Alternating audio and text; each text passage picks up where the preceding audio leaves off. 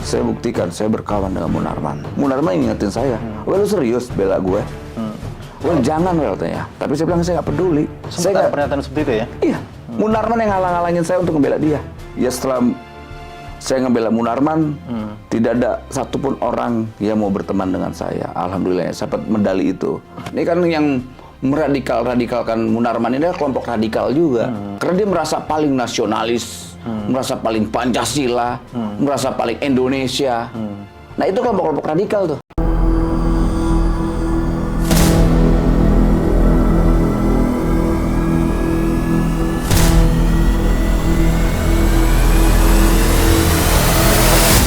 Nah, Bang Noel, ini saya mau tanya. Sampai sekarang saya belum dapat jawaban yang yang lengkap gitu terkait dengan kenapa sih Bang Noel mau jadi saksi di perkaranya Bang Munarman. Dan bahkan yang saya tahu adalah Bang Noel sendiri yang mengajukan diri. Iya. Benar nggak itu? Betul, sangat betul. Alasannya kenapa, Bang? Pertama gini, Munarman itu kan kawan saya, kawan berjuang.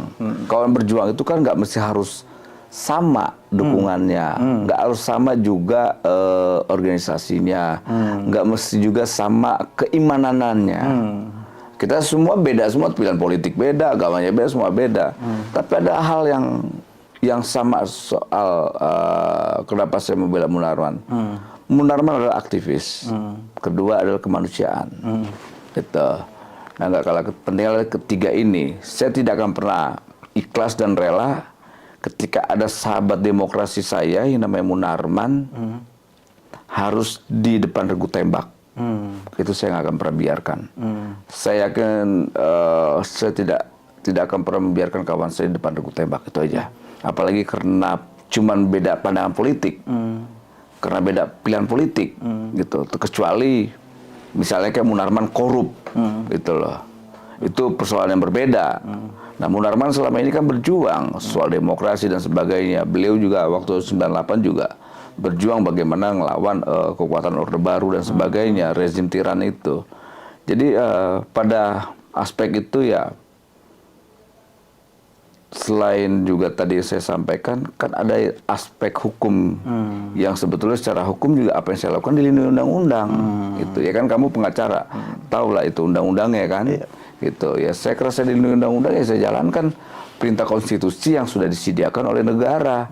Dan itu bagian komitmen kita dalam setiap ada perselisihan itu ya harus lewat hukum. Nah, saya menawarkan diri saat itu, saya nggak akan pernah bisa lah ya, atau rela ketika di luar sana Munarman dinarasikan hukuman mati. Saya nggak bisa, apalagi menarasikan inilah bajingan-bajingan semua nih, bangsat semua ini. Saya tidak akan pernah membiarkan mereka bersorak-sorai atau hore, kemudian mereka berglorifikasi, ngelihat sahabat saya ditangkap, kemudian mau dihukum mati, dihukum dan sebagainya. Saya nggak akan pernah biarkan itu. Itulah bentuk komitmen saya terhadap demokrasi dan perbedaan. Soal dukungan itu persoalan lain. Tapi yang paling penting, Munarman punya kontribusi besar terhadap proses demokrasi. Abang menyebut sebagai sahabat. Ya, sahabat itu seperti apa, Bang? Sahabat itu kan nggak mesti harus sepemikiran. Beda pemikiran itu. Sahabat itu kenapa kemudian Abang menyebut beliau itu sebagai sahabat? Ada perjalanan yang sudah dilalui bersama? Ya ada dong, nggak mungkin tidak. Dulu pernah kita sama-sama berjuang, nolak waktu itu kalau nggak salah nolak. Karena dulu saya bikin yang namanya koalisi anti utang, dan kebetulan saya ada di situ, dan Munarman juga ada di situ. Kita kalau nggak salah nolak utang atau apa, saya tahun 9 berapa itu saya lupa itu. Itu Munarman baru datang dari Palembang, dari LBH Palembang ke Jakarta, gitu loh. Dan itu lantas kemudian terus berjuang bareng, berinteraksi. Kemudian Munarman ambil pilihan untuk di LBH, saya tetap di jalanan. Kemudian saya berkecimpung lah di dunia gerakan mahasiswa saat itu namanya Forkot. Ya, Munarman tahu lah, sininya Munarman ngambil pilihan untuk di FPI, kita tidak gitu loh. Jadi ya saya rasa apa yang menjadi komitmen saya soal demokrasi, saya tidak akan merubahnya gitu loh. Iya kan, yang menarik juga adalah pertama karena posisi Abang pada saat itu kan, dan sampai sekarang ya sebagai ketua Joman gitu ya, yang dinilai sebagai orang dekatnya Pak Jokowi yang satu. Yang kedua adalah ini Bang Noel ini apa namanya bisa dikatakan resikonya tinggi sekali terkait dengan pasca menjadi saksi itu kan, antara lain ada yang diisukan ya diberhentikan lah dari jabatan-jabatan Bukan diisukan, memang diberhentikan. Benar, diberhentikan makanya. Nah itu kenapa abang kemudian mengambil resiko itu selain daripada tadi yang abang sudah jelaskan terkait dengan masalah demokrasi, masalah sahabat, ada lagi nggak yang lebih sangat fundamental di dalam pandangan abang? Ya, untuk menguji berkawan itu tidak dengan slogan, dengan tindakan. Dan saya melakukan hal itu. Membuktikannya gitu ya? Saya buktikan, saya berkawan dengan Munarman. Walaupun Dulu orang kan menganggap bahwa ini hanya kepura-puraan. Iya. Saya buktikan.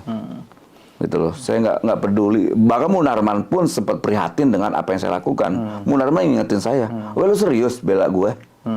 "Well, jangan, well," tanya. Tapi saya bilang saya nggak peduli. sempat Saya ada nggak. pernyataan seperti itu ya? Iya.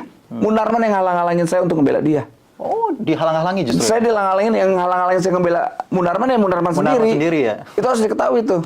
Munarman yang menghalang-halangi saya untuk membela dia. Kenapa Bang dihalang-halangi Bang? Dia punya pertimbangan-pertimbangan yang lain. Pertama mungkin dia akan pertimbangkan soal, ya saat itu kan saya menjabat sebagai komisaris utama di BUMN. Dia pertimbangkan, lu nanti dicopot, well. Kemudian dia mempertimbangkan, well, karir politik lu masih panjang. Kemudian dia juga, ya kasihan dampak ke anak keluarga lu, lantas organisasimu yang kau pimpin. Saya bilang, saya nggak peduli. Saya nggak peduli. Saya tidak akan pernah membiarkan kawan saya di depan regu tembak. Itu saya nggak akan pernah biarkan. Itu ya? Karena cuma pilihan politik dan pandangan politik, gitu loh. Saya nggak akan membiarkan hal itu. Makanya saya coba lawan. Meskipun anggota-anggota abang itu ada nggak yang kontra terhadap abang itu terhadap keputusan itu? Bukan ada lagi, buyar. Bubar itu. Bubar ya? Bubar. Tapi kan gini, saya ini pemimpin, saya ini leader. Saya tidak akan mengikuti arus anggota saya. Kalau pemikir itu dia harus tegak lurus terhadap pemikirannya. Dan saya tegak lurus terhadap prinsip dan pemikiran saya. Justru itu ujian terhadap anggota ya? Loyal atau tidak gitu kan? Dan alhamdulillah, ya setelah saya ngebela Munarman, tidak ada satupun orang yang mau berteman dengan saya. Alhamdulillah, saya dapat medali itu. Kedua, saya ditinggalkan oleh barisan saya. Saya ditinggalkan oleh jaringan-jaringan yang saya miliki. Ternyata ya mereka takut soal bicara tentang kebenaran. Tapi saat ini sudah kembali? Alhamdulillah, ya banyak yang balik, banyak yang minta maaf, yang dulu bully saya. Ada yang baru malah ya? Anggota baru ya? Semakin banyak. Semakin banyak ya? Makin banyak.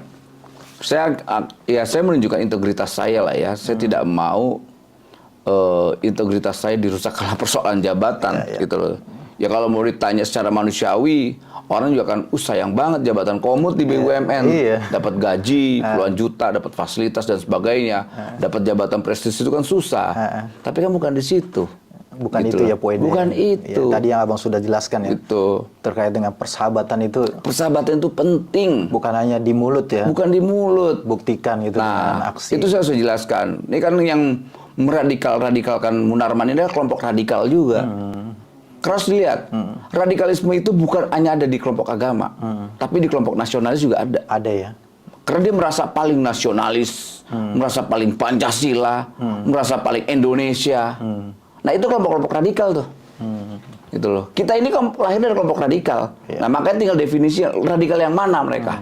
Yang mau digunakan ya. Nah iya, soal definisi radikalnya udah salah. Ada pembajakan makna soal radikal. Dan penyempitan dong.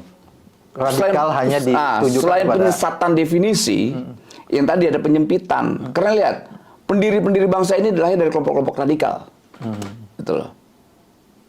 98 reformasi adalah kelompok-kelompok radikal juga yang bisa menumbangkan Soeharto ya, kayak contoh kayak saya gini. Jadi ada semacam pengaburan makna terhadap kalimat radikal itu sendiri.